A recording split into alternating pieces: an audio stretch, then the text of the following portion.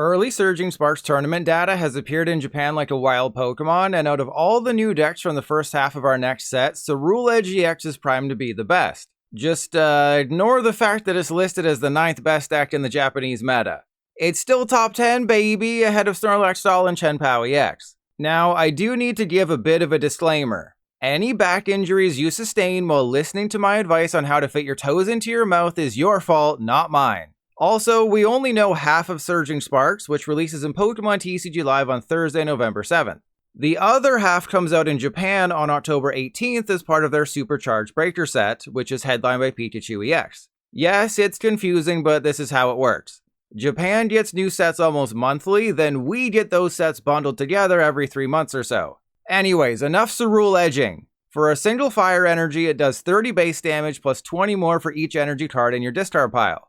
This means you need 10 energy in the discard to one-shot every meaningful basic Pokemon except Raging Bolt EX and Blood Moon Ursaluna EX, and 15 energy to one-shot every meaningful Stage 2, including Dragapult EX and Charizard EX. It might seem daunting at first, but don't worry, Ceruledge EX has lots of help.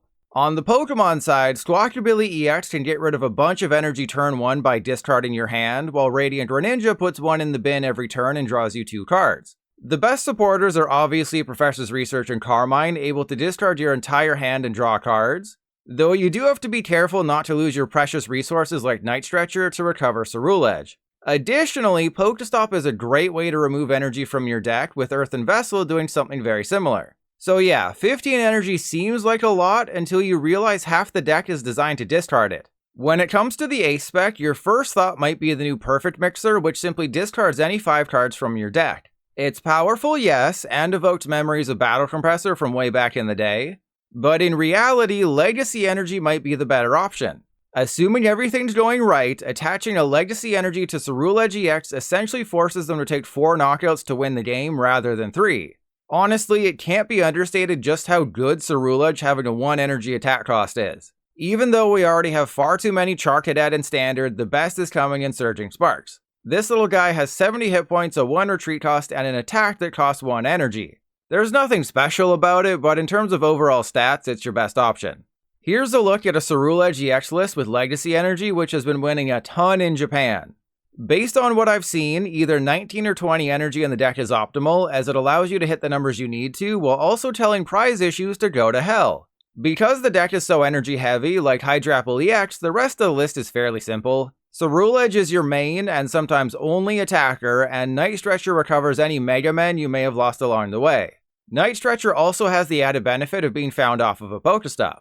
A couple other interesting cards in the list are Briar to take an extra prize card when they have 2 prize cards left, and Rigid Band to reduce the damage Ceruledge takes by 30, which in turn forces someone like Raging Bolt to discard 5 energy instead of 4. Yeah, not only is Ceruledge EX a stage 1, you could even play Practice Studio for a 10 damage boost if you want, but it's also a Terra. So even if you're losing 3 prizes to 2, thanks to Briar you can still win the game. Other options for Ceruledge EX include Zamazenta V. This would only be a card you use turn 1 going first and never again, as it discards your hand and draws you 5 cards.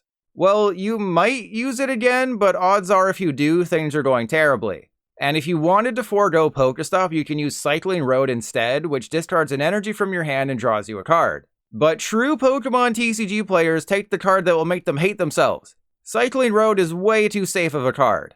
Then there's the super duper ultra spicy Drillbur from Temporal Forces. When you play this guy from your hand onto your bench, you discard 3 fighting energy from your deck.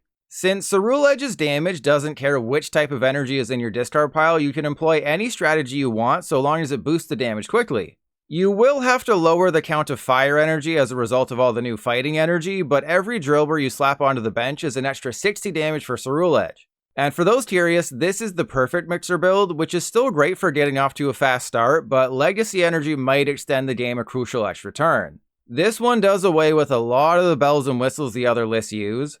Because you have that guaranteed discard of 5 energy whenever you want it, provided you don't prize Perfect Mixer and you also manually draw into it since Arven isn't in the list, you can throw caution to the wind.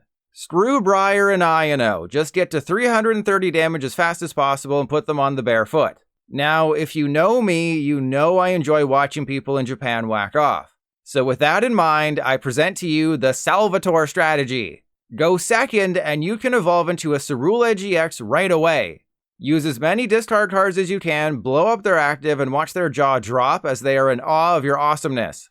Additionally, I found Ceruledge lists that played a 1/1 Regidrago V-Star for a discard of 7 directly from the deck, a copy of Gengar to give you a single prize attacker for a single energy that puts itself directly into play from the discard pile, a 1/1 Palkia V-Star to enable potential Radiant Greninja snipe attacks, and even a first place list that ran Zoroark and double Turbo Energy. Typically, I wait to make these types of deck preview videos until we know the full set, but by the time we know everything in Surging Sparks, we'll be around 2 weeks away from launch, so make sure you're subscribed for my videos highlighting all the best new decks coming in the set, which will feature any additions added with Supercharged Breaker.